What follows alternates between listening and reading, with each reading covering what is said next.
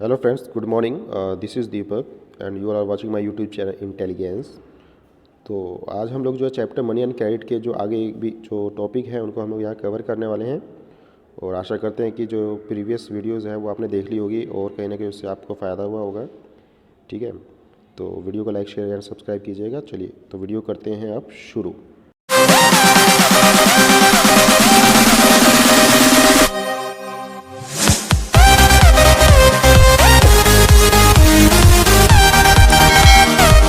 Deposits with bank. Deposit मतलब होता क्या है? डिपॉजिट मतलब है कहीं ना कहीं जो पैसा जमा करना बैंक के साथ। तो इसको हम लोग इस पॉइंट में यहाँ पे पढ़ने वाले हैं।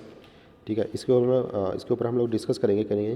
ठीक है, तो आगे देखिए इसमें बताया गया है, जो पैरा शुरू करते हैं।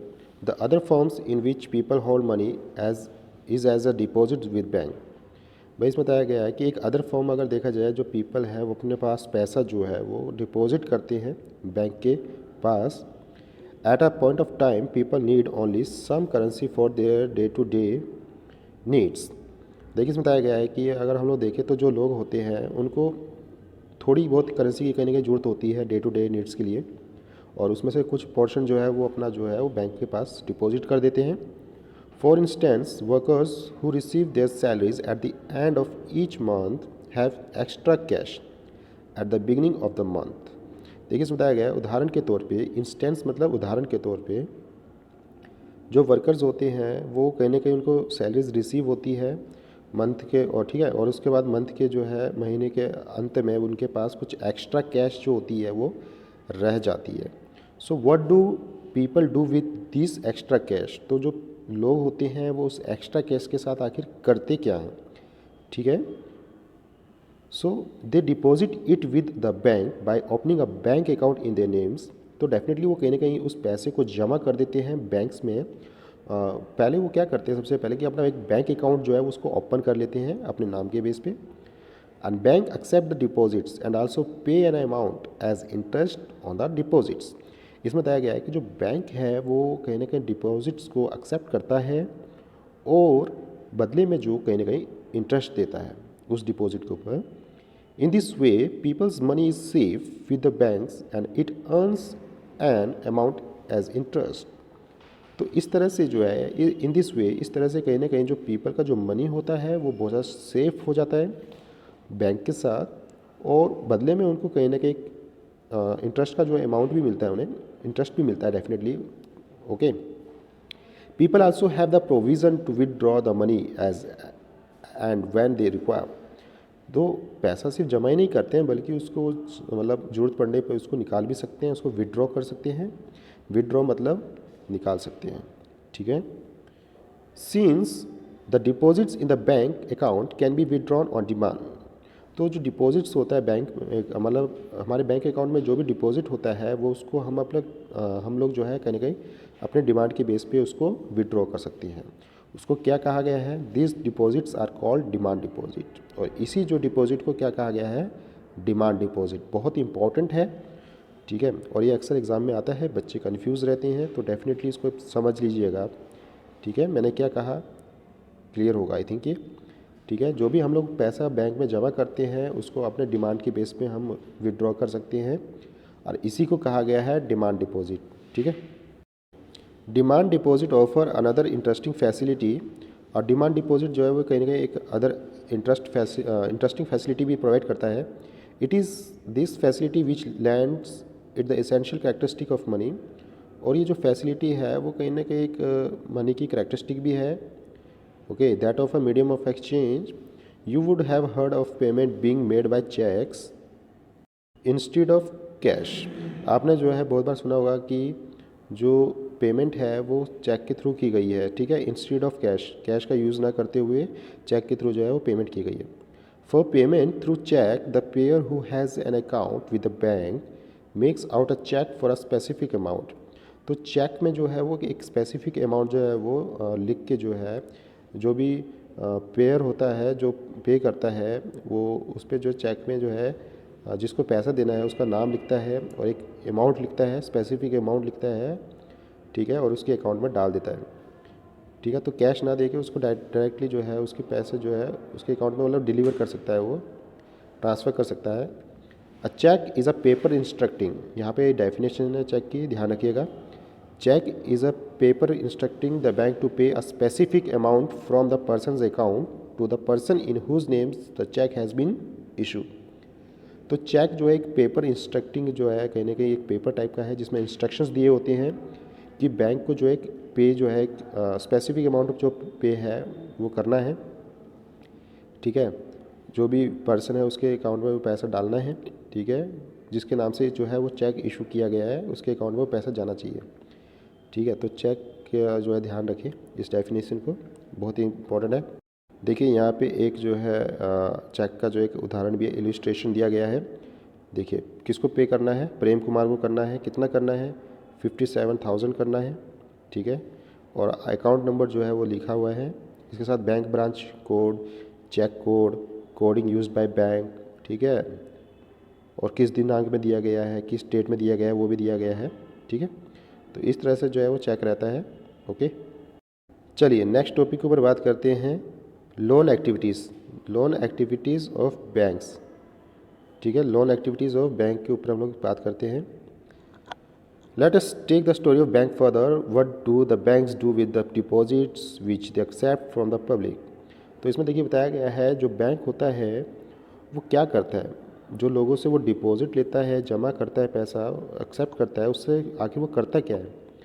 There is an interesting mechanism eight which eight work here.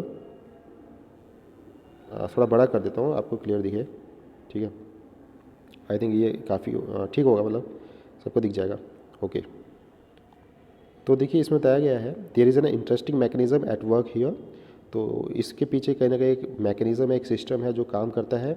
Banks keep only a small proportion of their deposits as cash with themselves. Bank जो है वो अपने पास एक स्मॉल प्रपोर्शन रखता है डिपॉजिट का कैश के तौर पे, ठीक है, अपने पास रखता है। और बाकी जो पैसा होता है वो लोन के तौर पे जो है वो लोगों को दे देता है, ठीक है। ये आपको याद रखना है। For example banks in India these days hold about 15% of their deposits as cash. अगर हम लोग बात करें, फॉर एग्जाम्पल लेते हैं, तो बैंक्स जो है वो इंडिया में, ठीक है, वो तकरीबन अपने पास सिर्फ 15% जो है वो कैश के तौर पे जो है वो रखेगा, ठीक है। जो भी डिपॉजिट होता है लोगों का उसका सिर्फ 15% अपने पास कैश के तौर पे रखता है। This is kept as provision to pay the depositors who might come to withdraw money from the bank on any given day. और वो इस मतलब कहीं ना कहीं बैंक क्यों रखता है अपने पास, क्योंकि ये कहीं ना कहीं एक प्रोविज़न है, एक लॉ है, ठीक है, जो बनाया गया है बैंकों के लिए कि जो डिपॉजिटर्स है उसको जो है वो समय पड़ने पर उसको भी पैसा जो है मिल सके, ठीक है। Who might come to withdraw money, जो कभी भी क्या है पैसे निकालने के लिए आ सकता है फ्रॉम द बैंक से ऑन एनी गिवन डे, किसी भी एक दिए गए दिन में वो पैसे लेने के लिए आ सकता है। तो डेफिनेटली बैंक को अपने पास 15% जो है वो कैश के तौर पे रखना होता है, ठीक है। Since on any particular days only some of its many depositors come to withdraw cash, the bank is able to manage with this cash. So definitely जो बैंक होता है वो अपने पास डिपॉजिटर के जो पैसा है रखता है ताकि वो कभी भी जो है विड्रॉ कर सके, ठीक है, कैश। कोई भी पर्सन आके, कोई भी बैंक का जो बियरर है, ठीक है, अकाउंट बियरर है, वो कहने के पैसा निकाल सके। और इस तरह से बैंक जो है वो कहने के मैनेज करता है कैश को। तो बहुत इंपॉर्टेंट पॉइंट है ये, ध्यान रखिएगा। Banks use the major portion of the deposits to extend loans. और जो बैंक होता है वो कहने के एक बहुत बड़ा पोर्शन जो है वो डिपॉजिट का वो लोन के तौर पे उसको आगे बढ़ाता है, उसको एक्सटेंड करता है, ठीक है। Huge demand for loans for various economic activities. और देखिए जो लोन की जो ज़रूरत पड़ती है वो क्यों पड़ती है, क्योंकि हम लोग तरह तरह के जो इकोनॉमिक एक्टिविटीज़ करते हैं डेफिनेटली, तो उसके लिए हमें जो है पैसा चाहिए होता है। जैसे घर बना रहे हैं या गाड़ी ले रहे हैं, ठीक है, तो बहुत चीज़ों के लिए हमें पैसा चाहिए होता है। So we shall read more about this in the following section. और इसके बारे में हम लोग जो है फॉलोइंग सेक्शन में पढ़ने वाले हैं। Banks make use of the deposits to meet the loan requirement of the people. So banks करता क्या है, जो भी डिपॉजिट होता है ना, ठीक है, उसको जो है वो लोन रिक्वायरमेंट के लिए यूज़ करता है, जो हमने अभी पीछे भी पढ़ा है। समझ में आ गया होगा आपको बिल्कुल। Is it clear? So in this way, the bank mediate between those who have surplus funds and those who are in needs of these funds, the borrower. तो बैंक्स जो है वो एज अ मीडिएटर काम करता है, ठीक है, वो एक बीच का माध्यम है जो कहीं ना कहीं जो है दो व्यक्ति को जोड़ने का एक काम करता है। Those who have surplus funds, जिनके पास पैसा ज़्यादा होता है, ठीक है, जिनको डिपॉजिटर्स कहा गया है, and those are in need of this funds, और वो व्यक्ति जिसको कहीं ना कहीं फंड्स की आवश्यकता हो, ज़रूरत हो, जिसको बोरोवर कहा गया है। तो इनको जोड़ने का जो काम करता है बैंक करता है, ठीक है। कौन करता है? बैंक करता है। समझ में आ रहा होगा आप लोगों को ये। Bank charges a higher interest rate on loan.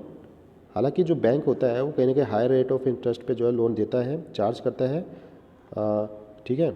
So then what they offer on deposits, ठीक है, और वही जो इंटरेस्ट रेट है वो बाद में फिर डिपॉजिटर्स को भी कहीं ना कहीं देता है उसका पोर्शन, ठीक है। So the difference between what is charge from borrowers and what is paid to depositors is their main source of income.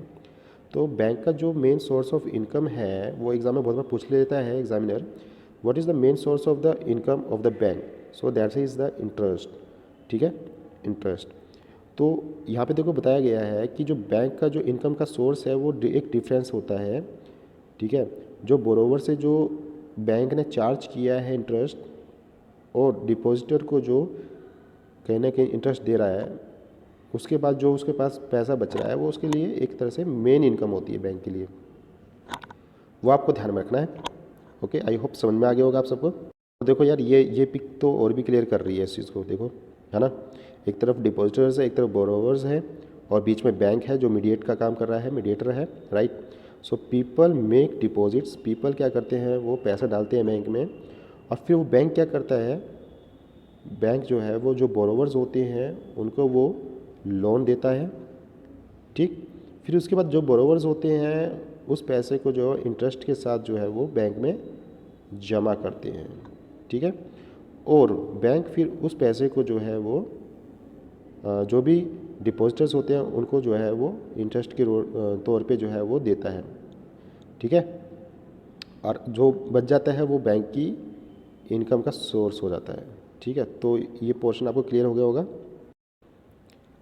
To different credit situation, यहाँ पे हम लोग बात करेंगे दो क्रेडिट सिचुएशन की। तो देखिए इसमें दिया गया है, a large number of transaction in our day-to-day activities involve credit in some form of the other. Credit refers an agreement in which the lender supplies the borrower with money, goods or services in return for the promise for of future payment, ठीक है। तो इसमें देखिए बताया गया है, जब large numbers में देखिए हम लोग देखते हैं कहीं ना कहीं लार्ज नंबर में जो ट्रांजेक्शन होता है हमारा डे टू डे एक्टिविटीज़ के लिए, ठीक है, जिसमें हम लोग कहीं ना कहीं क्रेडिट भी जो है शामिल होता है, ठीक है, या दूसरे फॉर्म में भी हो सकता है वो। क्रेडिट होता क्या है, जिसको लोन भी कहा गया है, बहुत ही इंपॉर्टेंट है। Credit refers to an agreement, credit जो एक तरह का एग्रीमेंट है, in which the lender supplies the borrower, जिसमें कि जो लैंडर होता है, जो पैसे देने वाला होता है, वो कहीं ना कहीं बोरोवर को पैसा देता है, ठीक है, ठीक है, और उसको मतलब कहीं ना कहीं जो है रिटर्न करने के लिए भी कहता है कि भाई तू रिटर्न करेगा, एक तरह से प्रॉमिस है कि फ्यूचर में जो है वो तू उस पैसे को वापस लौटा देगा, ठीक है। तो ये चीज़ बताई गई है इसमें। जो लोन होता है उसमें जब भी आप कोई भी लोन लेने जाएंगे बैंक में तो वो आपसे बाकायदा कागज़ में साइन करवाएगा, ठीक है, और लोन ऐसे नहीं मिल जाता है, उसके पीछे जो है कहीं ना कहीं आपको जो डॉक्यूमेंटेशन होती है वो रखनी पड़ती है, ठीक है, फिर आपको घर के कागजात और भी जो ज्वेलरीज है वो भी रखना पड़ता है, ठीक है। तो इस चीज़ को आपको ध्यान में रखना है। देखिए तो इसमें स्टोरीज़ है, कुछ स्टोरीज़ के बारे में भी इसमें बताया गया है, फेस्टिवल सीज़न के बारे में बताया गया है। एक स्टोरी को पढ़ लेते हैं, बाकी फिर हम लोग आगे करेंगे। तो इसमें बताया गया है स्टोरी में कि एक फेस्टिवल सीज़न है जिसमें कि इसमें बताया गया है कि एक सलीम नाम का जो व्यक्ति है जो शू मैन्युफैक्चरर है। कौन है वो? शू मैन्युफैक्चरर है, ठीक है, और उसने जो है कहीं ना कहीं एक बहुत बड़ा कहीं ना कहीं एक ऑर्डर उसने लिया था एक लार्ज ट्रेडर से 3000 पेयर ऑफ शूज़ को बनाने का, ठीक है। To be delivered in a month time, और जो इसने कहा था कि जो है उसको तकरीबन 1 महीने के भीतर उसको बना के दे देगा। To complete production on time, आप भाई देखो प्रोडक्शन उसको पूरा कंप्लीट करना था 1 महीने के अंदर। तो सलीम ने क्या किया, Salim has to hire a few more workers, तो उसको और अधिक कहीं ना कहीं वर्कर्स को खरीदना पड़ा ताकि जूते को स्टिच किया जा सके, उस पर पेस्टिंग किया जा सके, ठीक है, इस काम के लिए। Okay, so to meet this expenses Salim obtain loan from two source, तो भाई उसने जो है इस खर्चों को जो है वो निकालने के लिए कहीं ना कहीं उसने जो है पैसा उसको चाहिए था, और उसने जो है मेन 2 सोर्स से जो है उसने कहीं ना कहीं पैसा लिया। First he asked the leather supplier to supply leather, सबसे पहले जो उसने जो कहीं ना कहीं लोन लिया वो एक तरह से एक सप्लायर था जो लेदर सप्लाई करता था, उससे लिया उसने, उससे मदद ली, ठीक है। And now and promise to pay him later, और कहीं ना कहीं उसको प्रॉमिस किया कि भाई मैं तुझे वापस दे दूंगा पैसे, ठीक है, जब मेरी जो है सारी चीज़ें बिक जाएगा, शूज़ बिक जाएगा तो पैसा मैं आपको रिफ़ंड कर दूंगा, या जो लेदर का पैसा है मैं आपको दे दूंगा कैसे न कैसे। Second, he obtains loans in cash from the large traders as advance payment for 1000 pair of shoes, और सेकंड उसने जो है एक तरीका अपनाया कहीं ना कहीं, उसने जो है वो कहीं ना कहीं जो लोन था वो कैश के तौर पे जो है वो उठा लिया उस लार्ज ट्रेडर से। उसने पहले 1000 शूज़ पेयर ऑफ शूज़ पे जो है वो एडवांस पेमेंट ले ली, ठीक है, और उसको प्रॉमिस किया कि वो कहीं ना कहीं जो है वो डिलीवर कर देगा पूरा होल ऑर्डर, ठीक है, मंथ के लास्ट महीने तक, ठीक है। So at the end of this month Salim is able to deliver the order, और इस तरह से जो सलीम था वो कहने का एबल हो गया ऑर्डर को डिलीवर करने के लिए, और उसने बहुत कहने का एक अच्छा गुड प्रॉफिट भी कमाया। And repay the money that he had borrow, और उसने कहीं ना कहीं उस पैसे को रिपे भी किया जो उसने उधारी ली थी, जो उसने बोरो किया था, ठीक है, और इस तरह से जो उसका काम था वो निकल गया। तो डेफिनेटली लोन ने जो है कहीं ना कहीं उसकी बहुत ज़्यादा मदद करी, क्रेडिट ने कहीं ना कहीं उसकी बहुत ज़्यादा मदद करी। चलिए स्वप्ना का केस पढ़ के आज यहीं पे क्लास ख़त्म करेंगे। तो स्वप्ना का एक बार केस पढ़ लेते हैं इसका, इसके साथ क्या हुआ था, स्वप्ना's प्रॉब्लम, ठीक है। चलिए ध्यान दीजिएगा सबके सब, आई होप सबको समझ में आ रहा होगा। Swapna, a small farmers grows groundnut on her 3 acres of land, जो स्वप्ना है वो मूंगफली की जो है खेती किया करती थी, और उसके पास जो लैंड थी वो कितनी थी, 3 एकर्स, ठीक है। So she take a loan from the money lenders, उसने मनी लैंडर्स से कहीं ना कहीं क्या लिया, लोन लिया, to meet the expenses of cultivation, ताकि वो खर्चे निकाल सके अपने कल्टीवेशन से related. Hoping that her harvest would help repay the loan, और उसकी ये कहने की आशा थी कि जब वो हार्वेस्ट कर लेगी तो उसको फिर से रीपे कर सकती है लोन को, ठीक है। Midway through the season the crops is hit by paste and the crop fails, और देखा जाए तो सीजन में जब क्रॉप उग रही थी तो उसमें कीड़े लग गए कहीं ना कहीं, और जो उसकी क्रॉप्स थी वो फेल हो गई। Through Swapna sprays her crops with expensive pesticide, definitely उसको कहीं ना कहीं अपने फसल को बचाने के लिए उसको स्प्रे चाहिए थे जो कि बहुत ज़्यादा एक्सपेंसिव थे, एक्सपेंसिव उसको पेस्टिसाइड खरीदना पड़ा कहीं ना कहीं। It makes little difference, she is unable to repay the money lender, ठीक है। अब जो है उसने पैसा कहीं ना कहीं बहुत ज़्यादा खर्च कर दिया, और अब वो कहीं ना कहीं वो रिपे नहीं कर पा रही थी मनी लैंडर को, ठीक है। And the depth grows over the years into a large amount, और जो पूरे साल में देखा जाए तो उस पर जो ऋण था, जो उस पर कर्जा था, जो डेप्थ था वो बढ़ता चला गया। Next year Swapna takes a fresh loan for cultivation, और स्वप्ना ने नेक्स्ट ईयर जो है फिर से जो है एक फ्रेश जो लोन जो था वो ले लिया कल्टीवेशन के लिए।